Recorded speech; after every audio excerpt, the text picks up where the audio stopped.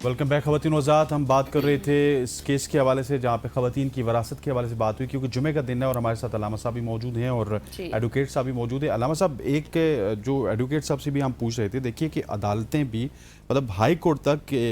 جو دونوں بھائی ہیں ان کے حق میں فیصلہ آیا اور سپریم کورٹ نے جا کے ایکچوئل ریلیف دیا. سو ہمارے یہاں معاشرے میں بھی یہ بات پریویل کر رہی ہے کہ اورلی اگر گفٹ دے دیا آپ کو کسی خاتون نے تو وہ آپ کا ہی ہوا. اور معاشرہ بھی، یہ تو اورلی گفٹ کی بات ہے، معاشرہ بھی یہ ایکسیپٹ ہی نہیں کرتا کہ ہم کسی کو اگر ہمارے پاس 1 کنال جگہ ہے تو اس میں سے 3 یا 4 مرلے جو ہماری بہن کی بنتی ہے اس کو دیں. سو اس بیماری کو کس طرح سے ٹھیک کیا جا سکتا ہے؟ دیکھیے، اچھا ایک تو یہ ہے کہ کہتے ہیں نا کسی زبان سے کوئی اگر آپ نے کسی کے ساتھ کوئی ایگریمنٹ کر دیا جس کو آپ اورل گفٹ کے حوالے سے بات کر رہے ہیں، تو چونکہ اسلام کے اندر اور اہل ایمان کے نزدیک یعنی زبان کسی کو دے دینا یا زبان سے کوئی بات کر لینا، یہ میں سمجھتا ہوں کہ ایک اتھینٹک بات تھی، کیونکہ ایمان والا کبھی اپنی زبان سے پھرتا نہیں ہے. لیکن پھر بھی کہا گیا کہ جب بھی آپ کوئی معاہدہ کریں کسی سے تو پھر تحریر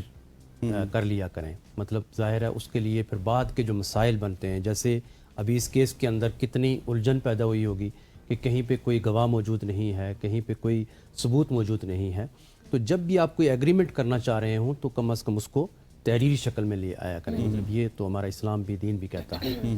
لیکن معاشرے کے اندر میں سمجھتا ہوں کہ اس بیماری کو ختم کرنے کے لیے ہمیں بہت محنت کی ضرورت ہے ابھی بھی، کیونکہ جب تک ہم اسلام کے اصولوں کو اور اسلامک لا کو، اسلام کے احکام کو، قانون کو صحیح طریقے سے ہمارے جو وکلاء ہیں، ہمارے جو ججز ہیں، ہمارے جو خطباء علماء ہیں،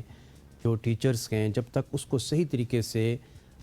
میں سمجھتا ہوں کہ وہ آنے والی نسلوں تک اس پیغام کو نہیں پہنچائیں گے تو لوگ اسی طرح محرومیت کا شکار رہیں گے. اور میں سمجھتا ہوں کسی کو حق کے وراثت سے محروم رکھنا، رسول اللہ صلی اللہ علیہ وسلم کی ایک حدیث ہے، فرمایا کہ اگر کسی نے وراثت کے حق سے کسی کو محروم رکھا تو وہ جنت کی میراث سے محروم رہے گا. یعنی اگر دنیا کے اندر وہ کسی کو وراثت کے حق سے محروم رکھتا ہے تو جنت میں بھی تو ایک میراث ہے جو نیکیوں کی بنا پر، اچھائیوں کی بنا پر اور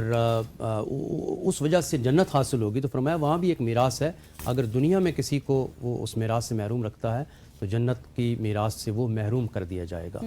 اور یتیم کے مال کو کھانے والے کے حوالے سے سخت سزا ہے، اور فرمایا کہ وہ جنت میں داخل نہیں ہو سکے گا اور ہمیشہ ہمیشہ کے لیے جہنم کے اندر، اس آگ کے اندر جو ہے وہ دہتا رہے گا. صحیح. اچھا ایک سوال ہے وکیل صاحب، اس پر مجھے اسلامک پوائنٹ آف ویو بھی چاہیے، لیکن میں پہلے آپ سے بھی پوچھ لیتی ہوں. اگر فار ایگزامپل کسی انسان کا انتقال ہو جاتا ہے اور وراثت کو تقسیم کرنے سے پہلے کوئی اورل گفٹ کا دعویٰ کرتا ہے، ہبہ کا دعویٰ کرتا ہے، تو اس کو کیسے جسٹیفائی کیا جائے گا پھر؟ دیکھیں، قانون کے اندر اورل ایگریمنٹ کا بھی کنسیپٹ موجود ہے، اورل گفٹ کا، اورل ہبہ کا کنسیپٹ موجود ہے، لیکن اس کو اسٹیبلش کرنا آلموسٹ امپاسبل ہے، کیونکہ آج کے دور میں کوئی بھی اٹھ کے کہہ دیتا، اور خاص کر کے جو خواتین ہیں، بہنیں ایک کمزور ہوتی ہیں ہمارے جیسے معاشرے میں، میل ڈومیننٹ جو معاشرہ ہے یہاں پہ آئے روز آپ نے دیکھا ہوگا، مجھے نہیں لگتا، کیونکہ ہم اس کو فیلڈ میں اس کو دیکھتے ہیں، 80% لوگ دیتے ہی نہیں ہیں، سرے سے دیتے ہی نہیں ہیں، اور ان کے وہ سمجھتے ہیں کہ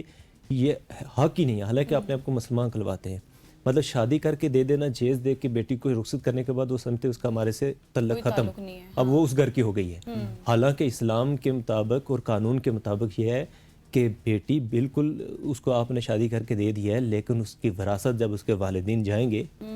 تو اس کو وراثت ملے گی. اب یہاں پہ صرف بیٹی نہیں آتی، بھی پھر آپ ماں کی کیپیسٹی بھی آ جاتی ہے، جب وہ ماں بنتی ہے، پھر بہن کی کیپیسٹی میں بھی آ سکتی ہے،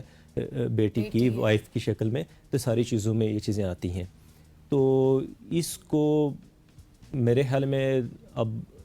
ایک تو یہ ہے نا کہ لا کو تھوڑا سا زیادہ ہمیں اسٹرک کرنا پڑے گا، جس کی وجہ سے اس کو زیادہ ایزیلی اس کو کنٹرول کیا جا سکے. اور پھر اگر کسی کا انتقال ہو جاتا ہے پھر تو زیادہ پھر ظاہر ہے اورل گفٹس کے حوالے سے ہبہ زبانی جو ہوتا ہے وہ انتقال کے بعد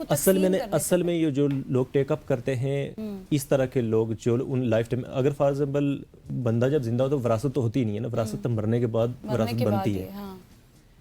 تو اس ٹائم آ کے یہ چیلنج کر دیتے ہیں کورٹ کے اندر کہ اس نے مجھے زبانی بول دیا. پہلے یہ کرتے ہیں یہ قبضہ کر لیتے ہیں نہیں نہیں یہ تو مجھے دے دیے تھے. اب پھر جو معصوم جو خواتین ہوتی ہیں وہ پھر عدالت میں جاتی ہیں. جس طرح اس کیس میں دیکھو 3 کورٹس نے ان کے خلاف فیصلے دیے, خلاف دیا فیصلہ, کوئی اسٹرانگ ایویڈنس نہیں ہے, مطلب تحریر ہی نہیں ہے, اورل ہے, اورل ہے, زبانی کلامی ہے, اور اس کو بھی درست مان کر ان کورٹس نے بھائیوں کے حق میں فیصلہ دیا. معاشرتی جو چیزیں ہیں اس کو انہوں نے نہیں دیکھا کہ اس معاشرے کے اندر آلریڈی خواتین کتنی محروم ہیں, اپنے حقوق سے کتنے زیادہ ان کو معاشرے کا. علامہ صاحب یہ بڑا ویلڈ پوائنٹ غزل نے بھی اور سردار صاحب نے بھی ریز کیا کہ اورل گفٹ تو ہم دے دیتے کوئی بھی مطلب والدین ہیں, لیکن کیا یہ والدین کی بھی اس دور میں, اس پرفتن دور میں یہ ذمہ داری نہیں بنتی کہ وہ اپنی لائف میں ہی کچھ چیزیں لکھ کے چلے جائیں اور وہ سب بچوں کو دے دیں تاکہ وہ سب کے پاس کاؤنٹر ایویڈنس بھی ہو, اور اگر عدالت میں کسی کے درمیان کچھ اوپر نیچے ہو جاتے ہیں معاملات تو وہ عدالت میں پیش کر کے تو اپنا فیصلہ جلدی سے کروا لیں. یہ مستقبل کے جتنے چیلنجز ہوتے ہیں, باشعور والدین جو ہیں وہ اپنی زندگی کے اندر اپنی اولاد کو اگرچہ اس طرح یعنی وراثت میں وہ مکمل طور پہ تو نہیں, لیکن اگر کسی کی زمینیں ہیں, مثال کے طور پہ میں اپنی بات کرتا ہوں, ہم 3 بھائی ہیں اور ہمارے والد صاحب نے چونکہ وہ زمین کا جتنا حصہ ہے اس کو تقسیم کیا ہوا ہے, ہماری بہنوں کا یہ حصہ ہے اور بھائیوں کے حصے کر دیے کہ یہ اتنی جگہ بنتی ہے, وہ اپنے ایک اندازے سے.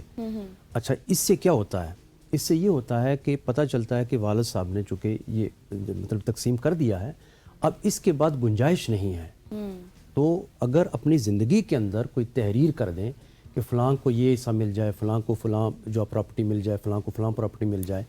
تو کم از کم اولاد کے لیے یہ ایک حوصلہ افزا بات کہ کل تک کے لیے کیا ہے کہ ہمیں کوئی جھگڑا کی نوبت یا اس طرح کی کوئی مسائل نہیں بنیں گے. تو میں سمجھتا ہوں کہ یہ ضروری ہے کہ اپنی زندگی کے اندر ایک تحریری شکل کے اندر اپنی اولاد کو ایک وصیت صرف اس حد تک نہیں بلکہ والد کے اوپر جو ہے وہ قرض ہو سکتا ہے, والد کے اوپر بہت سارے مسائل ہو سکتے ہیں, تو وہ اپنی وصیت میں یہ لکھ کے جائے کہ یہ میری وراثت ہے, اس میں سے ہی قرض ادا کیا جائے, اس میں سے ہی فلاں فلاں کا حصہ ہے. اچھا ایک اور بات چونکہ معاشرے کے اندر بہت بڑی ہے, آپ نے تو بڑا اچھا یہ پوائنٹ جو ریز کیا, میں یہ دیکھتا ہوں کہ بہت سارے ایسے جاننے والے ہیں کہ وہ اپنی بہنوں کی شادی نہیں کرتے ہیں, اس کو حصہ دینا, جائیداد میں سے حصہ دینا. آپ کے جاننے والے ایسے لوگ ہیں کہ وہ اس لیے شادی نہیں کرتے جی کہ جائیداد میں سے حصہ دینا پڑے, اور وہ وہیں پہ بوڑھی ہو کے اسی گھر کے اندر رہ رہی ہیں. اس کے علاوہ دوسری بات یہ ہے کہ ایک تو یہ بیماری ہے, اس کو ختم کرنے کی ضرورت ہے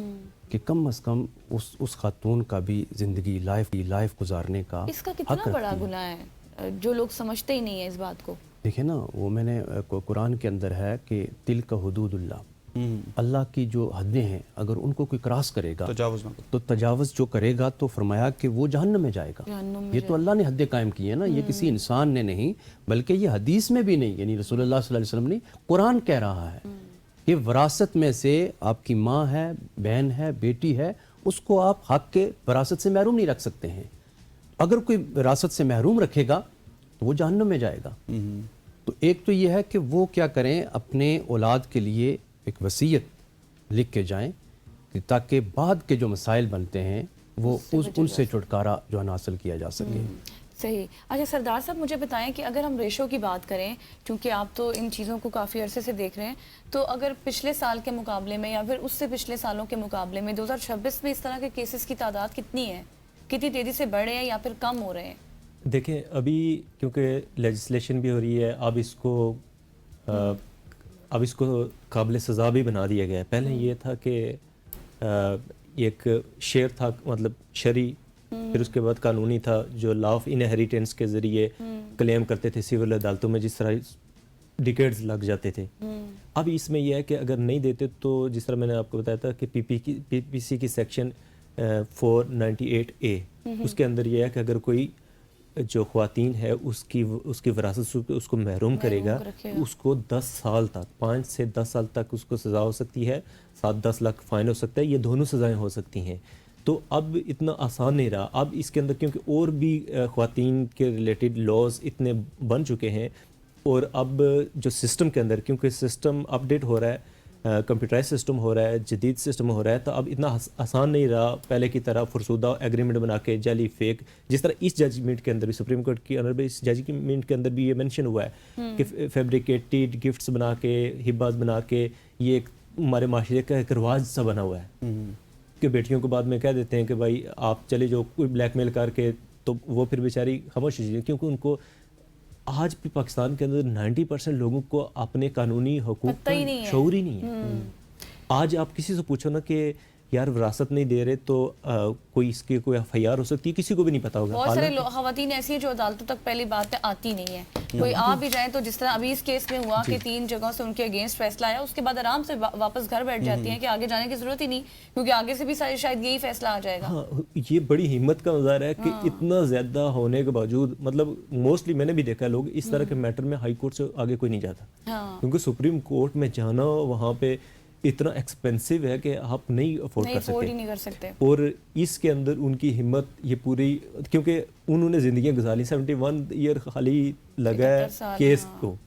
اب ان کی ایج میرے حال میں تو ان کی 80+ ہوں گی، ایسے ہی ہے، ٹھیک ہے، تو انہوں نے زندگیاں قربان کی ہیں اس معاشرے کے لیے، اب معاشرے کی خواتین کے لیے یہ ججمنٹ کام آئے گی، اور یہ بڑی زبردست پریسیڈنٹ بن گئی ہے۔ تو اس کے اندر اب جو ریشو ہے اس میں کم ہے، کیونکہ شعور اب بڑھتا جا رہا ہے، اب خواتین کو اپنے حقوق کا پتہ چل گیا ہے کہ بھائی جتنا میرا بھائی حقدار ہے اتنی میں بھی حقدار ہوں، اور اسلام کے اندر اسلامک ہے۔ سردار صاحب آپ کا بہت بہت شکریہ۔ سردار قدیر ایڈوکیٹ صاحب ہمارے ساتھ موجود تھے، مفتی تبسم صاحب ہمارے ساتھ موجود تھے، صاحب آپ کا بھی بہت بہت شکریہ۔ خواتین و حضرات، آج کے صبح کی سوچ سے اتنا ہی، مجھے غزل شف کو اور ہماری پوری پروڈکشن ٹیم کو منڈے تک کے لیے اجازت دیجیے۔ اللہ حافظ۔